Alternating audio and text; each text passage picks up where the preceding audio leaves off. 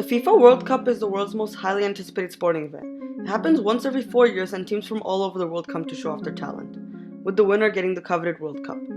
On most occasions, the World Cup is completely corruption-free and is a beautiful game to watch.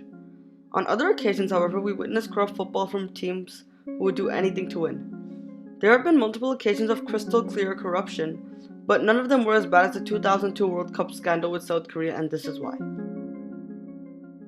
Before the World Cup even started, there was some controversy surrounding South Korea all the way back in 1996, when the countries for the 2002 World Cup were being chosen. For 2002, both South Korea and Japan were chosen for holding the cup, which was the first and only time two countries have held it.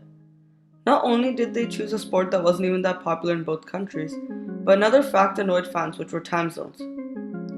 See, since the time zones of these two countries were a lot later compared to most of the World Cup fans' time zones, it was a lot more of an inconvenience to be able to watch these matches. In fact, the last World Cup final not to be held in European primetime was the 2002 World Cup, which was held at 4 p.m. PST. For example, in Spain and France, two huge soccer countries, the match started at 8 a.m., a huge inconvenience to the fans.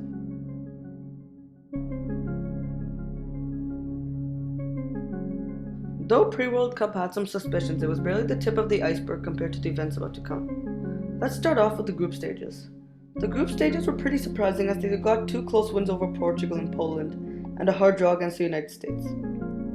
It was unlikely but wasn't met with too much speculation back then. However, it was when the round of 16 started that things started to go south. The round of 16 match was against a strong Italy team consisting of Gianluigi Buffon, Paolo Maldini, and multiple other superstars. Though they were underperforming a little bit, most fans had little to no doubt in their mind that Italy was going to win. However, it was soon apparent that this game was no ordinary football match. The South Koreans played some of the most dirty football in history, and Italian fans left with a bitter taste in their mouth. The South Koreans had won 2-1 after a golden goal late into the match.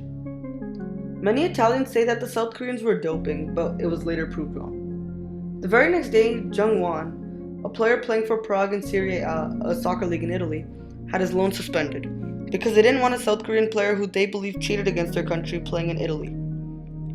The next match against Spain wasn't much better, however. Spain had a much superior team with stars like Iker Casillas, Carlos Puyol, and multiple others.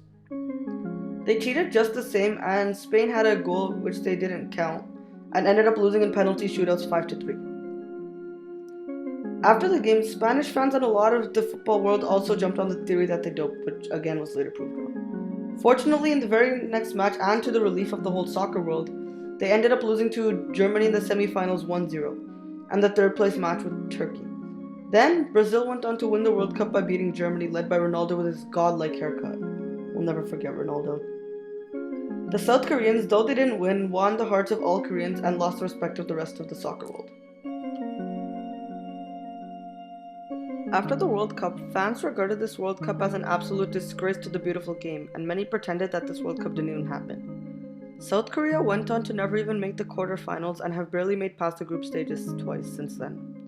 If you believe in karma, then you will be happy to hear that Italy won the 2006 World Cup and Spain won in the World Cup after. Not only that, but remember Baron Moreno?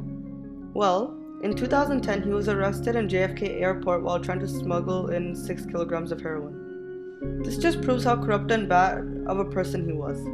Not only that, but in 2019, after he served his 26-month sentence in 2010, he admitted to making mistakes in the Italy vs South Korea match.